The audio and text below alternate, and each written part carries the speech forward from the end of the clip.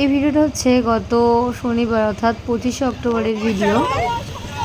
তো ওই দিন আমরা সবাই মিলে চলে গিয়েছিলাম। অ্যাকচুয়ালি সবাই মিলে বড়টা ভুল, বাড়ির অনেকেই অনুপস্থিত ছিলেন এখানে। তো ভাইফোঁটা বলে একটা ছোট্ট খাট্ট খাওয়া দাওয়ার একটা আয়োজন করেছিলাম, আর সবথেকে বড় কথা আড্ডা মারারও ব্যাপার ছিল। তো আমাদের লোক সংখ্যা হয়ে গেছিলো বেশি এবং বাইকের সংখ্যা হয়ে গেছিলো কম, তো সেই জন্যই এইভাবে ঝুলে ঝুলে যেতে হচ্ছিলো, কিছু করার ছিল না। তো ওটা ছিল আমার ননদের ছেলে, তো ওকে আমার কাছে দেওয়া হচ্ছিলো কিন্তু ও থাকছিলো না, আবার মার কাছে রিটার্ন যাচ্ছিলো। তো এরকম করতে করতে আমরা পৌঁছে গিয়েছিলাম ধাবা মাইকেল নগরে। এবং ওখানে যাওয়ার পরে আমরা প্রথমেই চায়ের জন্য বলেছিলাম। সে যে যত রাত্রি হোক আর যেখানেই যায় না কেন, চাটা আমরা খুঁজবই। আর এখানে চাটা তো খুব সুন্দরই বানায়।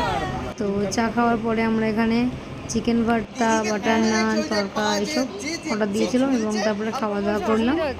এবং খাওয়া দাওয়া করে যাওয়ার সময়তে ফুচকাটাকে আমাদের বাইকেই নিয়েছিলাম। তো প্রথমে তো আসতে চাইছিল না, তারপর পুলিশ আঙ্কেল, বউ এইসবের ভয় দেখে তাকে বসানো হয় এবং সে দিব্যু ভুলেও যায়। পরে দেখো এরকম বকছে আর তখন সব ভুলে গেছে।